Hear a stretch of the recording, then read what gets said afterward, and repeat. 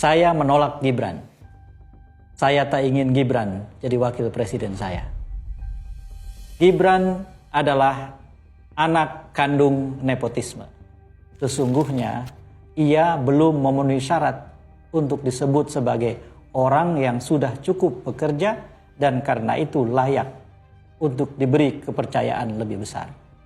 Menyangkut Gibran, tidak ada bukti yang cukup untuk mengatakan ia pemimpin yang layak. Wajar warga negara seperti saya menolak Gibran. Bukan sentimen pribadi. Keluarga besar saya tidak ada urusan dengan keluarga besar Jokowi. Bukan itu masalahnya. Masalahnya adalah bangsa Indonesia jauh lebih besar dari satu keluarga. 30 tokoh bertemu dengan DPD, Pak ya. DPD. Dan ini saya kira langkah pertama di pemerintahan baru, ada upaya yang secara resmi dilakukan oleh para tokoh untuk meminta pemakzulan Gibran Raka Buming Raka. Saya kira dari awal kan kita sudah juga menyoroti bahwa Gibran itu tidak layak. Dari sebelumnya ya. Dari sebelumnya kan. Kemudian dari pola atau cawe-cawenya Jokowi gitu yang merekayasa gitu kan, termasuk putusan MK 90 gitu kan, PUU 21 2023 itu juga kan menunjukkan sikap pemaksaannya gitu. Tapi dipaksakan dilantik. Kemudian dilantiklah. Nah, ketika sudah dilantik, kita semua teman-teman juga yang berjuang untuk meluruskan rel gitu ketatanegaraan ini itu tidak putus asa. Maka kita buat surat ke DPR, ke DPD, ke MPR. Maksudnya gimana, Pak? Untuk kita menyampaikan aspirasi. Ya, surat itu dibuat dalam waktu bersamaan dikirimnya? Iya, dikirim bersamaan.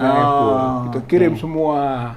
Mana yang kira-kiranya cepat merespons. Dan ternyata DPD gitu. Jadi sebetulnya bukan DPD ya gitu. Pilihan kita bukan karena gitu. Karena surat masuk bareng semua. Hanya DPD yang paling cepat siap menerima. Itu pun mundur-mundur. Tadinya siap sebelum pelantikan dan itu sangat menggembirakan kita semua gitu kan. Wah, ini momen bagus nih gitu kan untuk mengingatkan MPR tidak membuat berita acara berpelantikan. Kalau bukan tidak melantik ya prakteknya gitu. Tapi ternyata lolos lagi gitu, minta tanggal yang kemarin 28 gitu. Jadi akhirnya kita datanglah ke pimpinan DPD. Nah, kalau mendengar apa yang disampaikan Pak Rizal, Pak Roy Suryo, Pak Refli Harun, Pak Marwan Batubara dan yang lainnya, saya kira itu sudah sering kita dengar menjadi konsumsi publik juga, yang menjadi atensi kita semua adalah itu bagaimana respon dari Pak Tassim Linung dan kawan-kawan terhadap pernyataan tokoh-tokoh ini. Kalau di forum itu responnya sangat positif dan konstruktif, bahkan menghargai pandangan ini. Bahkan ada juga yang baru mendengar detail, detail karena Pak Roy Suryo kan ahli telematika, dia paparkan detail. Gitu jarang nonton YouTube kayaknya seberapa ini. Kalau nonton YouTube kan Pak Roy di mana-mana muncul itu cerita detail. Mungkin detailnya gitu. Tambah lagi Dr. Tifa gitu kan yang juga detail tentang analisa kesehatannya yang ketidaklayakan itu kan dari sisi kesehatan mental gitu kan, atau aspek psikiatrisnya gitu ya, aspek kejiwaannya gitu. Masa sih kita punya wakil presiden yang aspek kejiwaannya tidak sehat? Itu kan serius jadinya. Jadi dari aspek moral, aspek etika, juga dari aspek kesehatan mental dan kejiwaan gitu. Nah kita mungkin dari bidang masing-masing ya, saya dari sisi hukumnya gitu kan, tentang peluang-peluang serta di mana kerawanan hukum dari apa yang dilakukan oleh Gibran Pak gitu. Jadi saling mendukung lah satu dengan yang lain gitu. Nah, kamar kecil lah kan barangkali bisa kita sebutkan DPD ini kamar kecil, kamar besarnya DPR. Karena jumlahnya jauh lebih banyak. Nah, DPD sudah, kawan-kawan ini apa tetap akan menunggu juga DPR ataukah dianggap cukup di DPD? Oh, saya kira belum ya, karena nanti impeachment itu kan MPR kan, tapi harus ada pengajuan usul dari DPR, bukan DPD. Jadi mau tidak mau DPR perlu, gitu. Jadi kita bukan hanya menunggu, tapi nanti anggaplah akan proaktif gitu kan, mendesak juga DPR untuk mau menerima aspirasi kita, gitu kan. Barakemang kalau di sini kan kita menyebutnya Barakemang gitu kan. Nama kumpulannya tokoh-tokoh ada petisi 100 gitu kan, ada kelompok ARM gitu kan, ada juga For Asli kita. Pokoknya yang pernah ada di Kemang kemudian membara. Melihat komposisi DPRD sekarang, DPR yang hampir seluruhnya masuk Kim Plus. Karena kita belum tahu PDIP apakah gabung atau tidak. Tapi yang lain kan sudah menyatakan gabung, meskipun Nasdem nggak dapat jatah menteri, tetap ikrarnya gabung. Optimismenya sampai sejauh mana Pak Riza ini bisa didorong pemakzulan Gibran ini? Ya, sepanjang memang lembaga perwakilan rakyat ini gitu kan mau membuat sesuatu hal yang baru. Ya, gitu kan, dia tidak mau hanya sekedar mengekor yang lama.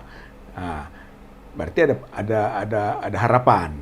Yang kedua, walaupun bagaimana faktor Prabowo penting, gitu kan, karena tadi koalisi partai-partai itu dihubungkan dengan pilpres, dan itu ternyata presidennya sudah terpilih, gitu. Sekarang si presiden punya sikap enggak? Kalau dari pidato-pidatonya, dari statement-statementnya, pernyataannya kan itu sepertinya memberi harapan. Gitu. Banyak yang senang tuh dengan pidato perubahan, mengagumkan, Soekarno baru, macam-macam lah, gitu ya. Walaupun itu sangat butuh pembuktian, gitu. Belum bisa kita pegang dari sisi itu, karena dulu juga dari dulu itu mah cara bicaranya seperti itu, gitu. Nah, kalau Prabowo sadar saja bahwa Gibran ini itu bukan pendukung yang bisa mensukseskan pemerintahannya, tapi justru akan menjadi obstacle, jadi penghambat, itu penghalang dari kesuksesan pemerintahannya. Saya kira dia harus mendengar suara kita dan dia harus bersikap sama dengan aspirasi yang disampaikan. Gibran harus dimakzulkan. Nah, kalau itu yang pilihan sehat, jadi tidak sama dengan Gibran, kejiwaan terganggu, jangan sama, gitu kalau menurut kita, gitu kan. Prabowo harus lebih sehat. Nah, kalau mau sehat, ya jangan gaul dengan yang sakit, gitu Pak. Ya itu baru ada harapan. Nah, ini dibuktikan nanti kita setelah masuk ke DPD, kemudian gedor-gedor DPR, bagaimana Prabowo, karena ini sangat menguntungkan, aspirasi ini sangat menguntungkan Prabowo. Jadi kalau dia tidak memanfaatkan momen ini, saya kira buta tuli. Nah, itu dia Pak, justru yang mau saya tanyakan dari tadi tuh. Kalau kan tadi kata kuncinya, kalau Pak Prabowo sadar gitu kan, kok saya secara pribadi menganggap Prabowo pasti sangat sadar gitu.